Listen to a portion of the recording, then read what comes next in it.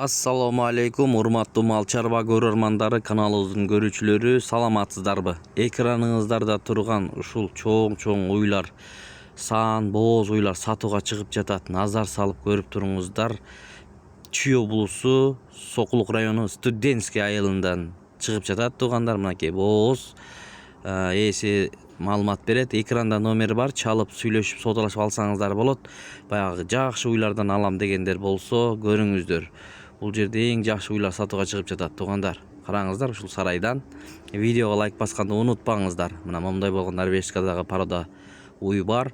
Булардын бойлору 1.40-тан 1.50-ге чейин чоң уйлар экен туугандар. Келишкен, аркаларынан да карасаңыздар болот. Ээси толук маалымат берет. Кайрылыңыздар. Жети область доставкаларын уюштуруп берет туугандар. Мындан башка дагы уйлар бар, анда эмесе көрүңүздөр. 12 август 2026 жыл. Ушул уй сатылат, экинчи туут, үчүнчүсүн туйт. Баасы 310 миң кеми бар.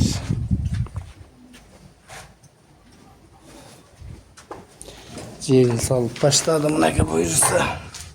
Каналдара.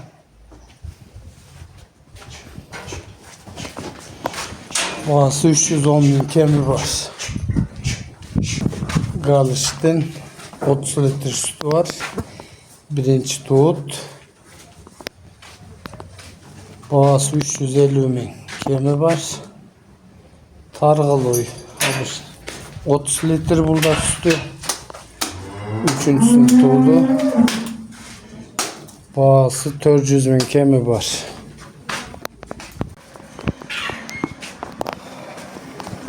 Sekiz yarım ay boğaz. Üçüncü tuğut. Boğası 450 ming kemi var. Bu üçüncü tuğut. Norveçka. Burada 8 yarım ay boğaz. Boğası 400 ming kemi var.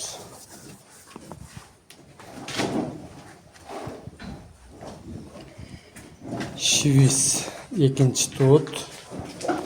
Burada 8 yarım ay boğaz.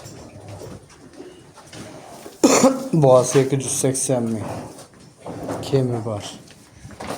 Çorna piyastır. Üçüncü tuğut. Vot tuğuyla turat bu.